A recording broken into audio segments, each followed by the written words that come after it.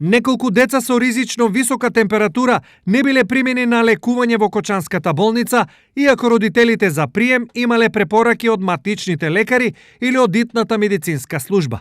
Сепак, дел од родителите успеале да стигнат само до вратата на детското оделение, каде им било кажано да се вратат дома и таму да ги лекуваат децата, од кои некои имале температури и од 40 степени. Нашето дете беше со температура од 39,8 степени, но лекарката не врати назад и моравме цела вечер дома да му менуваме облози и да му даваме сирупи. Откако температурата не се смири, го донесовме повторно на лекар и дури тогаш го примија на одделение. Велат револтирани соговорници за ТВ Стар.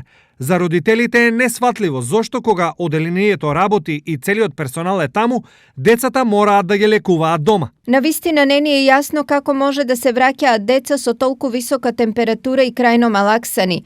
Ја знаеме целата состојба со коронавирусот, но ова е нехумано. За поплаките, упатени на адреса на лекарите од детското оделение, иако побаравме одговор од директорот на Кочанската болница, до затварањето на прилогот образложение не добивме.